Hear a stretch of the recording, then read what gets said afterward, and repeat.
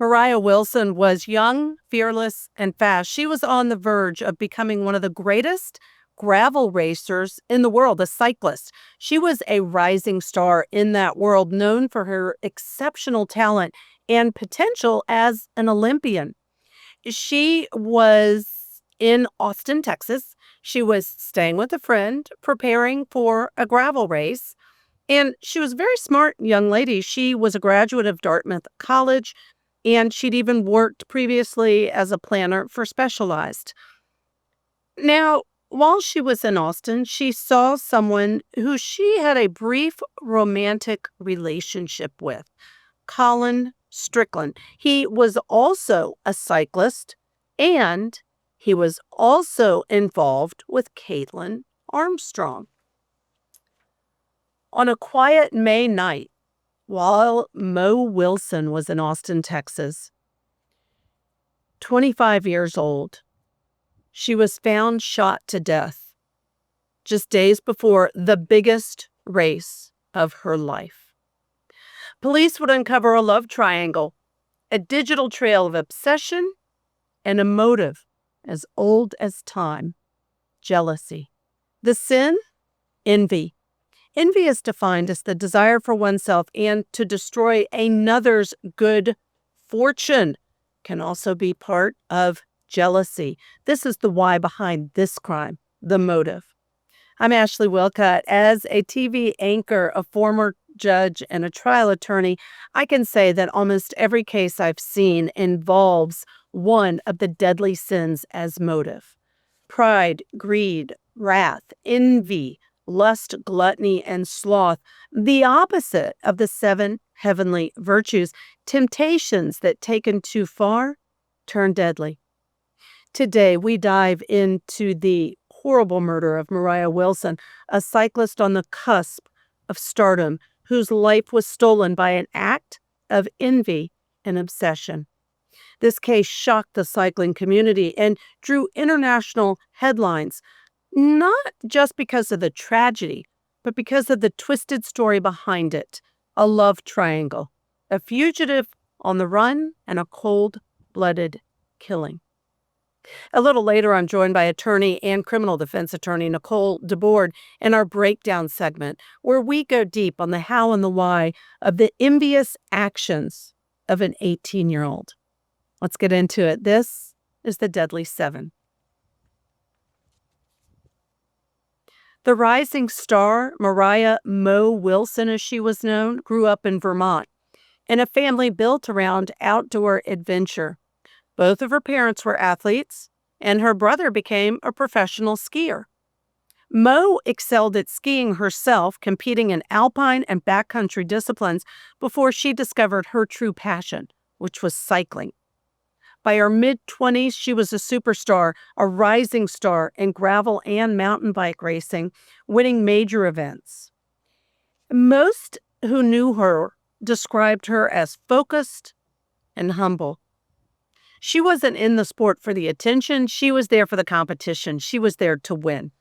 So by May of 2022, she was preparing for a race in Texas, one of the premier endurance cycling events in the U.S. Her dominance made her one of the leading women to watch in this race. But a love triangle. Behind her professional success, a complicated personal situation was unfolding. Because in late 2021, she met a fellow cyclist, Colin Strickland, a celebrated gravel racer himself, and the two dated briefly.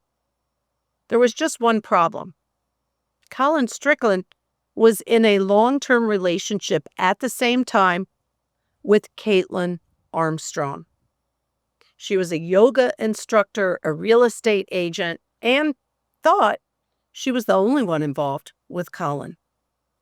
Now, although Colin claimed the romance with Mo was over, Caitlin's jealousy grew more intense, and prosecutors later said during the trial that she monitored Mo's social media and Colin Strickland's location with fixation. Armstrong's friends reported that she feared losing Colin to Mo. And so she saw Mo not only as a threat to the romantic relationship she had with Colin, but also as a threat to her entire lifestyle. This jealousy was described by investigators as turning into a deadly obsession. The night of the murder, May 11th of 2022, Moriah Wilson arrived in Austin to stay with a friend for the big race. She went swimming with Colin Strickland, and then they grabbed dinner. Security cameras were pulled, and they showed that Colin dropped her off at her friend's apartment around 8:36 p.m. that evening. Within an hour, neighbors reported that they heard 3 gunshots. Investigators say that Caitlin Armstrong tracked Colin Strickland's communications and Mo's location via fitness apps, and then she drove herself to the apartment where Mo was staying. Prosecutors during trial alleged that Armstrong entered the back alley, confronted the victim Mo, and fired 3 rounds. 2 at the head, 1 at the chest of Mo Wilson. Mo collapsed near the front door of the apartment. A friend who lived there got back at about 9:15 p.m. and found Mo bleeding and unresponsive. Immediately, they called 911. First responders came and arrived very quickly, and she was pronounced dead at the scene at only 25 years old. What pursued was an investigation and a manhunt. By the next day, not only were the Austin police involved, but the U.S. Marshals Service began investigating. They pulled that security camera footage that I mentioned, and they showed in that a 2012 Jeep Cherokee near the scene. And yes, of course, that car registered to Caitlin Armstrong. The detectives located and interviewed Armstrong, but before they could get an arrest warrant, she took off. She sold her Jeep for $12,200 and fled Texas. They couldn't find her. It was months before they were able to track her location. They later learned Armstrong used her sister's passport, flew to Costa Rica, where she lived in a yoga hostel. Not only that, get this, one step further, she actually had plastic surgery to alter her appearance. The international manhunt lasted 43 days before the U.S. Marshals tracked her down. There's video of them arresting her, and it was without incident. She returned to Travis County, where she was tried for the murder of Mo Wilson.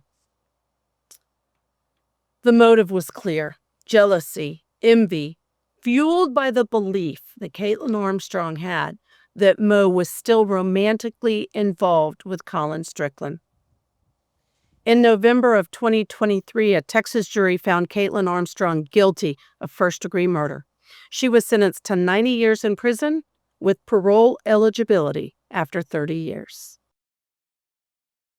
Joining us now, Nicole DeBorde. So glad that you've joined us. Trial attorney, criminal defense attorney. Always enjoyed talking with you. And I want to just start at the beginning, which is, as a criminal defense attorney, anytime somebody comes in and says, I've been accused of murder, where do you start? How do you go from there? Really, I want to hear more about the circumstances. Tell me more about what's going on. Why are you being accused? Who is accusing you? Why do they think that you have involvement? I'm less interested initially in hearing directly from the person what they think or know happened, and I'm more interested in what they think is going on in terms of why they've been identified as a suspect. Now that's interesting. And in this case, let's start with Colin Strickland at the center of this triangle, because he's doing what arguably a lot of people might be doing, which is dating more than one person. So we know he was seeing 2 different women. He was involved with Caitlin Armstrong, and he was also seeing, and I don't know that he would use that word, but Moriah Wilson. So for instance, we know Moriah Wilson and in 2022 goes to Austin for a race as a cyclist. And that evening before the race, she did go swimming with Colin Strickland. And then after that, they grabbed dinner. And then he dropped her off at a friend's apartment around 8:30 in the evening, a reasonable time given we know the race was scheduled for the next day. So this Colin Strickland, when you hear that at the center of all this, do you think, wow, okay, as a defense, this might be worth pursuing because it could be he is at the heart of this versus the accused in this case, Caitlin Armstrong? Certainly. I mean, it's definitely an option. I mean, without knowing what we now know, having seen this case play out, certainly would be looking as a defense lawyer at whether or not there was an alternate suspect, whether or not there was some issue of this person potentially planting evidence to make someone else look guilty. Someone who is already doing something a little bit sneaky might do other things that are sneaky and dishonest, for example. And so that could play into a potential defense. And then you hear evidence like this, which is the investigators say that Caitlin Armstrong tracked Colin's communications and Mo's location. Moriah went by Mo via fitness apps and then drove to the apartment. And that goes to that premeditation argument that the state always wants to be able to make when they are trying someone for murder. Absolutely. And speaking of sneaky, right? This is something that probably was not done with permission. In other words, Oh, people have given this information sometimes unwittingly through these fitness apps or through data location that they just failed to turn off and essentially allowed themselves, and I'm not placing any blame here on the victim, but allowed inadvertently, I should say, to be exposed to somebody with malintent, or in this case, even stalking, really. And that's ultimately how this case seems to have played out. right. And I was just talking to somebody at work yesterday because I said to them, hey, I just read Matthew McConaughey's book and somebody gave it to me and I hadn't read it. I really liked talking about it. And I go to pick up my phone 2 minutes later, and Nicole, maybe no surprise, on Insta, there's a quote by Matthew with his picture. And I thought, if you don't turn things off, it's all captured and people can access everything. It's really crazy. All right, so we know that Caitlin Armstrong does that. We know that the victim in this case was shot. She was found bleeding and unresponsive. First responders got there very quickly. Unfortunately, she was pronounced dead at the scene. And I want to talk a little more about Caitlin Armstrong because what the prosecutors alleged, and they were successful doing this, is that she went into the back alley, that she confronted the cyclist Mo, and she fired 3 rounds. And the significant piece to me is 2 to the head and 1 to the chest. You do not shoot someone in the head and the chest unless you intend to kill that person. That's absolutely right. I mean, it's just so horrific. I mean, not only is she using these sort of covert methods of stalking her victim, but she's ultimately found herself in a back alley. I mean, it sounds almost like as if you were going to write a fictional story about just something so terrifying. She uses this digital method of tracking the victim. She ends up in a dark back alley. She follows her into an unfamiliar place because this is, again, a person who is visiting from out of town, and then shoots her twice in the head and once in the chest. I mean, this, as you have already pointed out, is not somebody trying to scare someone or someone trying to just injure someone. Not that that would, it'd be any level of better, except for that potentially someone might survive that. She's absolutely trying to kill the victim. And she was successful in that. It didn't take long for those gunshots to result in her dying very quickly. All right, so before we get into specifics about what happened after she was shot, I want to ask you, again, as a criminal defense attorney, when you're preparing, what a person accused of murder doing after the murder mean to you? How do you analyze that? Is it important or not in preparing a defense? Absolutely. Such a great point, especially in this case, because the behavior of Caitlin Armstrong was bordering on bizarre, but certainly appeared to be an effort to conceal what had happened, including her identity. I mean, she immediately leaves town after selling her vehicle. She goes to a foreign country where she lives sort of covertly and even seeks out plastic surgery to conceal her appearance.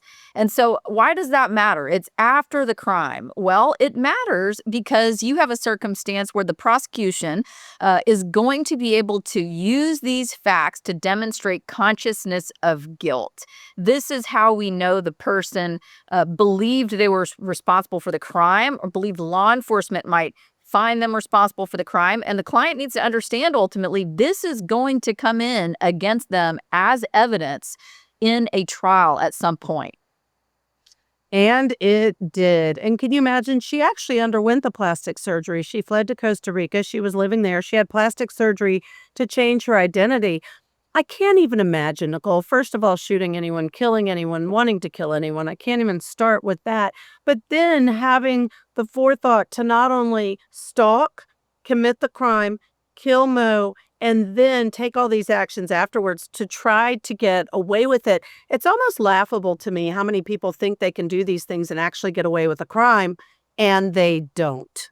That's so true. I mean, and the other piece of this, which I think she must have thought at the time was so clever, was that she used her sister's passport in order to exit the country and enter another one. She went to Costa Rica. And ultimately, this is a person who's obviously very close to her and close to her in appearance as well. These clues are just not that hard for law enforcement to track down in this day and age. I mean, not only do you have cell phone records, you have the ability to do facial recognition for people crossing the borders and for accessing airports. I mean, we've all gone to the airport and used the little device now that is right there at TSA where they scan your face. So that data doesn't just disappear into the ether. This is available to law enforcement. Yeah, and so many criminals think they're smarter than law enforcement. At the end of the day, I'm going to argue you're not. And, the motive. So we know motive is not an element of any crime.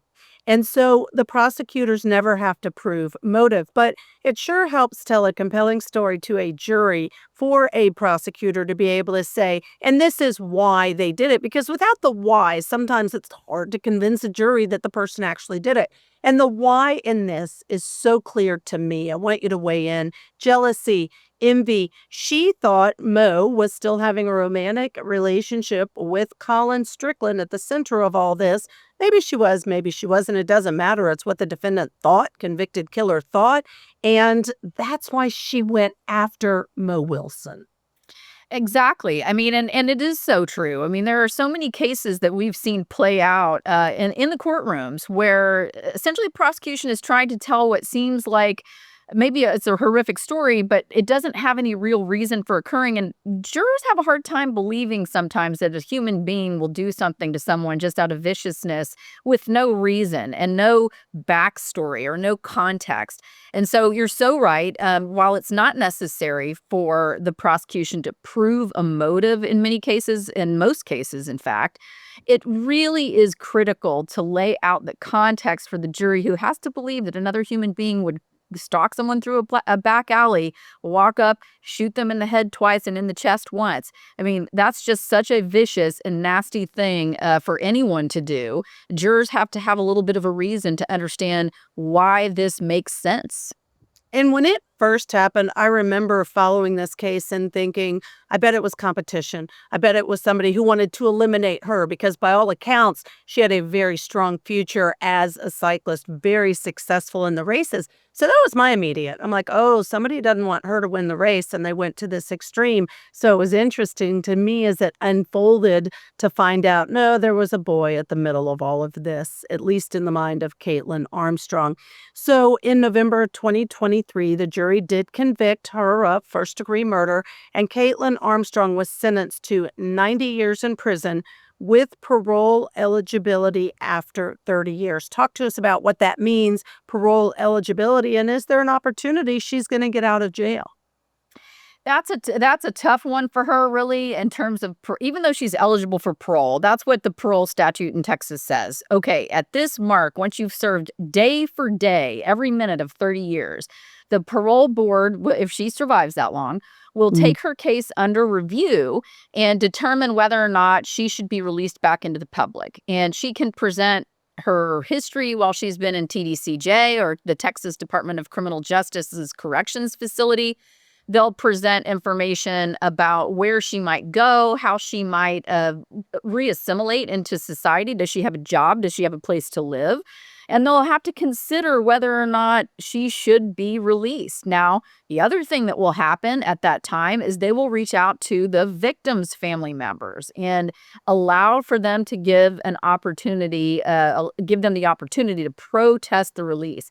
And let me tell you, the Texas Board of Pardons and Paroles takes these victim positions or objections to someone being released on parole incredibly seriously. And many times it's difficult, if not impossible, to overcome. I'm from Texas. Texas doesn't play. I grew up there, and I can tell you that's my opinion of Texas. They would take those victim statements very seriously. If you were representing Caitlin Armstrong, if she came into your office, well, she might not come into your office. She may say, "Can you come see me in jail?" Because that's where she was. But do you ask, as a criminal defense attorney, did you do it? Tell me what happened that night. That's such a great question. And the answer is so lawyerly, right? Sometimes, right? Never a straight answer, it seems sometimes. But sometimes yes, sometimes no. In this case, I think that what would have happened for me is that I would have wanted to understand, why do they think that you're the person that did this? What is your relationship to the two individuals here that are potential witnesses and the victim? You know, why do the police think that this is you? At some point later, probably in the representation, certainly we would want to go through the evidence together once we had it.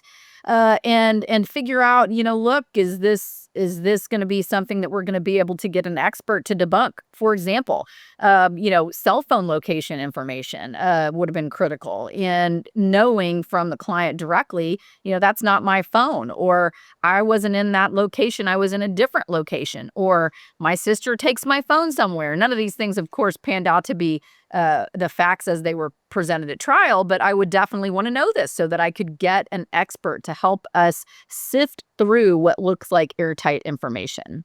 Because there are so many times when I've heard a defense attorney argue when I was on the bench, that may be where the cell phone was, but that doesn't mean that's where the defendant was, to your point. And we know that the prosecutors did present evidence about the location data, the surveillance footage, also firearm analysis, because, by the way, bullet casings found near Moriah or Mo matched Armstrong's 9mm handgun. Now, one may question why she still had her handgun, but again, all these things come out during the investigation and pointed the finger at this now convicted killer. Are there any times that you will say to a client, "I don't want to know if you did it"? Sometimes that is the case, and it may be that the client is still thinking about the accusation in terms of, how they're processing it, how they're understanding it. And the client, whether the attorney likes it or not, has the ultimate choice about whether or not they want to testify in trial. And that not every case goes to trial, but if the client is thinking they want to have a trial, sometimes it's best to let them to continue to process the information, continue to process the evidence, let them make their own decisions about whether or not they want to testify. And sometimes when emotions run high, even if an allegation is totally false and a client gives information about what they're guessing might be the case or evidence that might apply in their case, they could say something contrary to what the evidence is. That's a big problem for me if ultimately my client wants to take the stand and get up there and say something different than what they've told me in the past. So I'm really more interested in letting emotions calm down a little bit, let the client have some cooler reflection about the evidence that they're seeing in their case. Let us have some serious conversations about the risk that evidence poses. But then ultimately, whether or not they did it or didn't do it may not be a question that makes sense to ask until they've made a decision about whether or not they might want to testify. Sometimes that decision doesn't get made until you're sitting there at counsel table in trial. Yeah, and I love that insight because so many people do want to know how you have these conversations, which are very difficult as a lawyer. Of course, you cannot knowingly gather perjury from your clients. So you have a lot of ethical issues around all of this. In this particular case, I think her goose was cooked when she took off for Costa Rica. She had cosmetic surgery. It caught up to her. Any last thoughts you have as we talk about the jealousy, the envy, and we know now it has convicted Caitlin Armstrong of the murder of Mo Wilson. Gosh, I mean, it's just so sad and tragic. I mean, it's such an emotional crime. Obviously, there was quite a lot of rage there for her to commit this type of awful close encounter, kind of a murder. And look where it's gotten her. I mean, not only is she serving probably the remainder of her life in prison, but she certainly hasn't repaired the relationship she set out to try to somehow eliminate her competition from. Just such a disaster in every way, and needless. Needless, so sad, so tragic. The family was devastated, needless to say. And, I also wonder if someone were to talk to Colin Strickland, if he might say, yeah, she was a little crazy, right? Sometimes we date people or are involved with people that we can say in retrospect, yeah, they were nuts, not expecting that they would ever kill someone.